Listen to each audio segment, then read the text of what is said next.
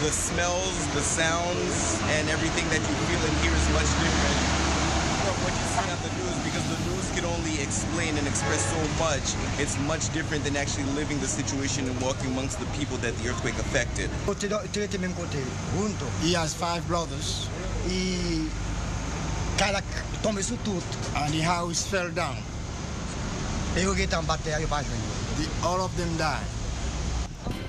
Well, Haiti continues on its road to recovery, and a local charity group is helping, providing medical care for those injured in the earthquake. They went down to Haiti and took video of their efforts exclusively for CBS Atlanta News. Damon Whitlow is a volunteer for Helping Hands. He just returned back here to Atlanta. What was your experience like there? It was pretty exciting. It was being involved in something that was historical. It was devastating to see the condition of so many people. 2 million people homeless, hundreds of thousands starving. It was kind of frightening to see the difference in our world versus theirs. We're taking a look at some video that you all shot exclusively for us. Hunger had to have been a main theme there. We were just talking. You said it had been a couple of weeks, and a lot of people had little to nothing to eat in that time. That was a neat day right there, because we had a bunch of orphans that we were preparing to take up to the mountains to get them out of Port-au-Prince with the permission of the orphanage they were staying in, and all we had was Fruit Loop cereal. That's all we could bring in, so we fed them, and they were more than excited. Look at those big smiles there.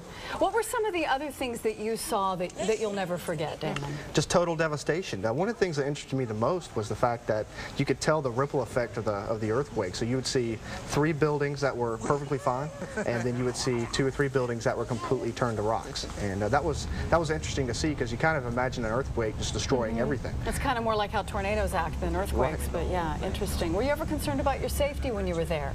Initially, when we got there, there were some gunshots, and we barricaded ourselves behind a wall just because we had carried supplies. So there was always that threat as we went around the streets, were they going to come get our medical supplies, were they want to try to get our food. But you know, throughout the week, we ended up getting some hired guards that were working in Port-au-Prince to help us out. Did you find that people were generally happy to see you and accept your help? They were very excited. Everybody was, Americans, can you help us? Can you come here? And what I thought was pretty rewarding was the people we did help. A lot of them didn't have major medical problems. Some did. We took those to the hospital, but the majority of people wanted to just talk to somebody about what was going on. That's kind of the human condition. We just want somebody to hear our plight, and we listened and we took care of them the best we could. Just kind of needed a friend, didn't they? They just needed a friend. Bend their ear for a second. That's right. Well, Damon blogged during his time in Haiti, and the members of the team that are still there are posting their experiences online as well. We've included a link to that blog and ways to donate to the Helping Hands Haiti Rescue. Plus, we'll be putting up that video, some of which you saw there, that was taken in Haiti.